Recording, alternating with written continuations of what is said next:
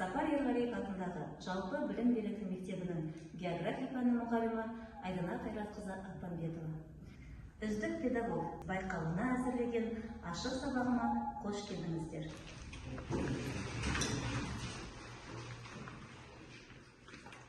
Сонымен біз бүгін сабағымызды шарттық шеңберінен бастаймыз.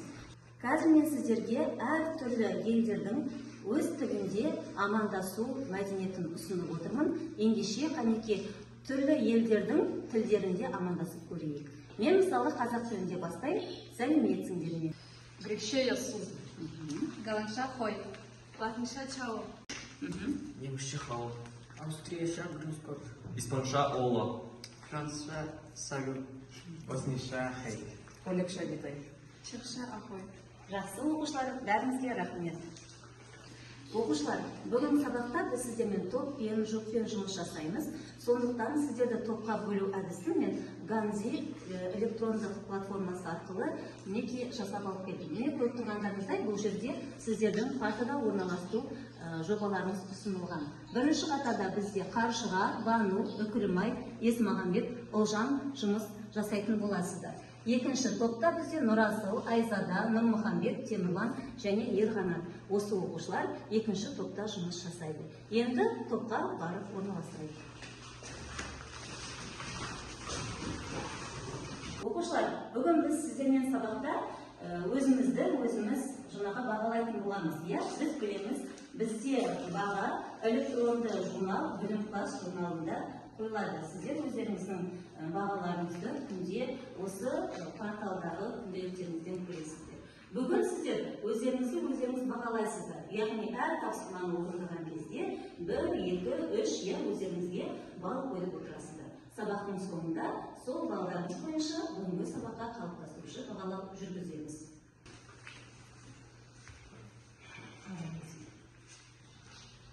Сіздерде жаңағы сабаққа деген, жаңа сабаққа деген қызығушылықтарыңызды ояту мақсатында біз сіздермен қызық екен деген ойын ойнаймыз. Бұл ойында оқушылар бізге түрлі жаңағы нелер беріледі, тақырыптар беріледі. Сол тақырыптар бойынша біз сұрақтарға жауап беруіміз керек. Яғни ұяшықтағы сұрақтарға жауап беру және бұл жерде экранда ұяшықтар беріледі. Әр топ өздері таңдаған ұяшықтағы сұраққа жауап береді. Дұрыс жауап оқушылар бір ұпай болып саналады. Мынандай оқушылар сіздерге тақырыптар ұсынылады. Ол заң, ол кім, мына жерде неге жаңалық, көлік, география, математика деген не бар, биология, жаңа көңілді нота, спорт және неге деген тақырыптар бар. Биология. Жыланның ерекшелігі дейді. Жыланның жүрегі болмайды. Жылан гүл иіскегенді жақсы көреді. Жылан 3 жыл ұйықтайды. Қай жауап дұрыс? Қалай ойлайсыздар? Жыланның жүрегі болмайды? Қайсы? 3? 1. Сіздер 1 деп ойлайсыздар. Сіздер тоже 1. Яғни жыланның жүрегі болмайды деп санаймыз. Жылан қоректенбей 3 жыл ұйықтай алады. Себебі жыланның қазығы оның ағзасында ұзақ сақталады.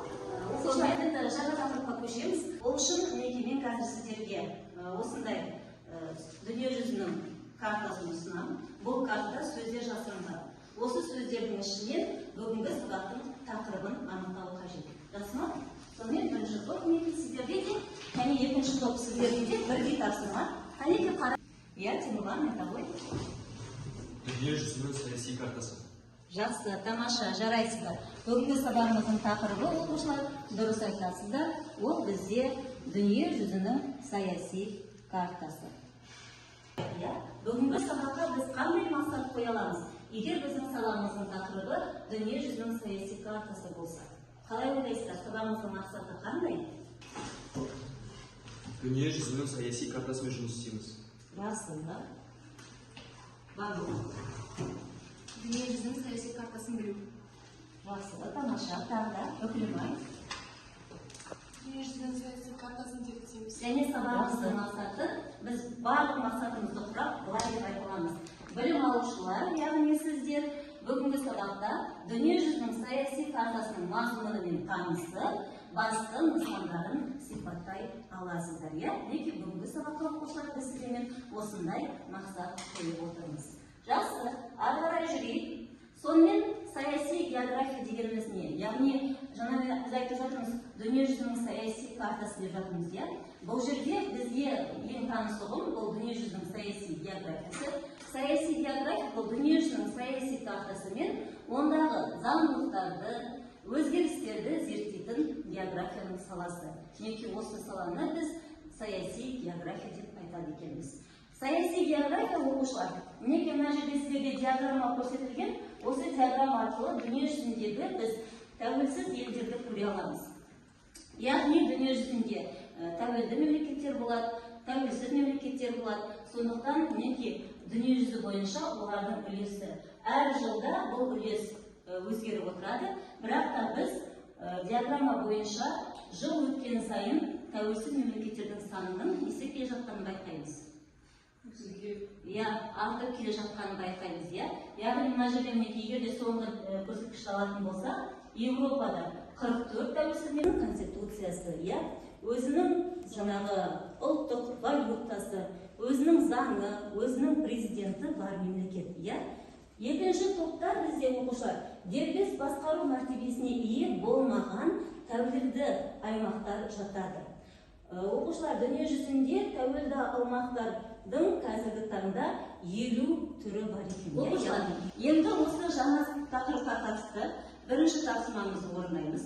Бұл тапсырма оқушылар бізде функционалдық сауаттылыққа арналған. Яғни сіздерге функционалдық сауаттылық қабілеттеріңізді дамыту үшін мен сіздерге жасыл энергетика деген тақырыпта тапсырма беремін.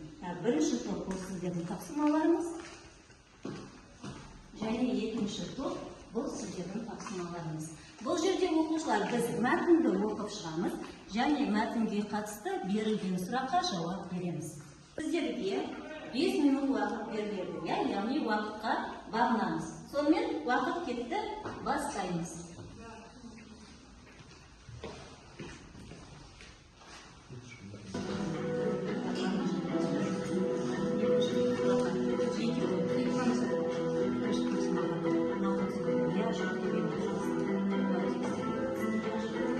Себебі қазба отындарын жаңартылатын энергия табиғатқа үлкен зиян келтіреді.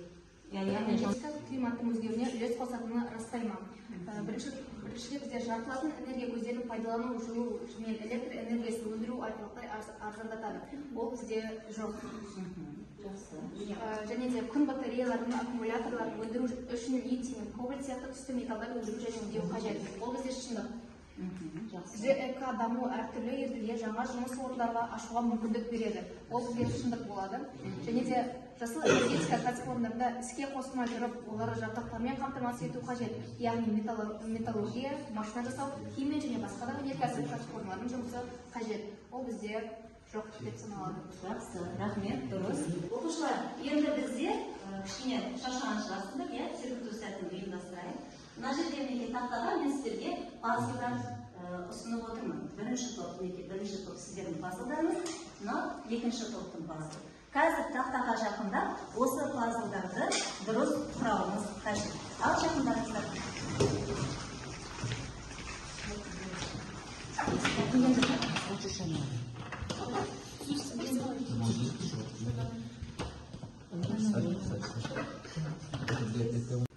Біз пазл жинағанда бізде Солтүстік Американың картасы пайда болды. Біз пазл жинағанда Евразияның саяси картасы пайда болды. Біздің тақырыбын дұрыс және бұрыс ойыны арқылы аяқтайтын боламыз. Бұл жерде оқушылар, мен қазір сіздерге тұжырымда айтамын, менің айтқан тұжырыммен сіздер келіссеңіздер, бәріміз бір уақытта жасыл карточканы көтереміз. Ал егер де менің айтқан тұжырыммен сіздер келіспесеңіздер, онда қызыл карточканы көтересіздер. Бәріміз бір мезгілде көтереміз. Жақсы ғой, келістік қой. Сонымен бірінші тұжырым мынадай. Еуропада 2017 жылғы дерек бойынша 34 тәуелсіз мемлекет бар. Еуропада 2017 жылғы дерек бойынша 34 тәуелсіз мемлекет бар. Саяси география ғылымының негізін салған Фридрих Рацель. Кішкене жоғары көтеріңіздерші. Яға кім қашқы көтеріңіз? Жақсы. Келесі. Фридрих Рацель саяси география атты еңбегін 1864 жылы жарық көрді. Егер ғана келіспейміз, неге? Дұрыс жауап қалай? Келіспейміз, себебі бұл саяси карта еңбегі 1897 жылы жарық көрді. Дүниежүзінің қазіргі саяси картасының нысандары 4-ке бөлінеді. Жақсы. Ал кім айтады? Неге бұл дұрыс? Дұрысы қалай болады? Кім айтады бізге? Балу? Мен келіспеймін, өйткені дүниежүзілік нысандары ол 3-ке бөлінеді. Тамаша. Оқушылар, енді біз бүгінгі сабаққа сіздерден рефлексия сұраймын. Бүгінгі рефлексияны біз сіздерден бағдаршам әдісі арқылы жасаймыз. Бағдаршамның жасыл түсі өте жақсы түсіндім, сары түсі жақсы түсіндім, және қызыл түсі түсінбедім дегенді білдіреді. Олай болса, қанеке жақында рефлексия жасаймыз.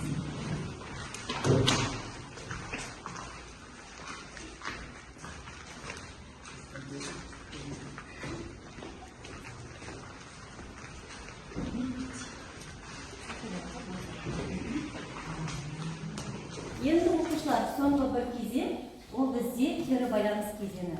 Кері байланыс кезеңіне мен сіздерге еркін микрофон әдісін алып келдім. Қазір микрофонды қолыңызға алып, бүгінгі сабақ бойынша қандай кезең ұнады, әсіресе қандай тапсырма сіздерге қызық болды деген сияқты өздеріңіздің кері байланыстарыңызды берсеңіздер. Ал Бануға сенен бастайын. Барлық тапсырмаларды алсақ, маған ең ұнағаны ол тақтамен жұмыс істеу. Маған бүгінгі сабақта ұнағаны ол дұрыс жауаптарды таңдау. Бүгінгі сабақта базамен істеген тапсырма өте ұнады. Өте ұнады. Жақсы, келесі Темірлан айтамыз. Бүгінгі сабақтарға сұрақтарға жауап беру ұнады. Маған бұл сабақта қызық екен ойнамады. Маған бұл сабақта дұрыс ойын ойнады.